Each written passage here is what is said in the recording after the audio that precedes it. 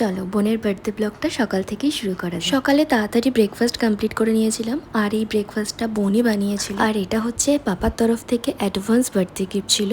এই গিফটটা ও দুদিন আগেই পেয়ে গেছিল, আর গিফটটা পেয়ে তো ভীষণ খুশি। তারপর দুপুরের খাওয়ার জন্য রান্না বান্নার প্রিপারেশন চলছিল। মাংস করার দায়িত্ব যেহেতু আমার ছিল, তাই মাংসটা আমি এদিকে করছিলাম। মা ওইদিকে ভাত, ডাল, চাটনি, ভাজাভুজি এগুলো সব করে নিয়েছিল। তেমন কিছুই না, দিনটাকে স্পেশাল ফিল করানোর জন্য ছোট্ট একটা ঘরোয়া আয়োজন করা হয়েছিল।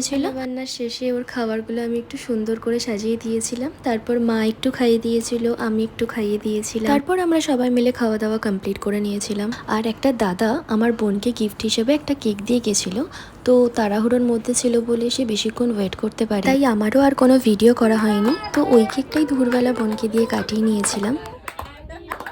দুপুরবেলা যেহেতু তন্ময় অফিসে ছিল, তাই সন্ধেবেলা সবাই মিলে একটু ক্যাফেতে যাব ঠিক করেছিলাম। তন্ময়ের অফিস থেকে আসতে একটু লেট হয়েছিল বলে আমাদের ক্যাফেতে যেতে একটু রাত হয়েছিল। আর ক্যাফেতে গিয়েও বোনের বার্থডেটা ছোট করে সেলিব্রেট করা হলো, আর একটা কেক কাটিং করানো হলো। আমার আর তন্ময়ের তরফ থেকে একটা ছোট গিফট ছিল, সেটা হচ্ছে রিস্ট ওয়াচ, আর সেটা ও সঙ্গে সঙ্গে হাতে পেয়ে পরেও নিয়েছে। আমরা অনেক রকম খাবার অর্ডার করেছিলাম, 2 রকম momo, cheesy pasta, cold coffee, ice. খাওয়া দাওয়া কমপ্লিট করে বাড়ি ফিরতে আমাদের বেশ অনেকটাই রাত হয়েছিল। ভিডিওটা যদি ভালো লেগে থাকে তাহলে লাইক, কমেন্ট আর আমার ইউটিউব চ্যানেলটাকে একটা সাবস্ক্রাইব করে দিও। দেখা হবে নেক্সট ভিডিওতে।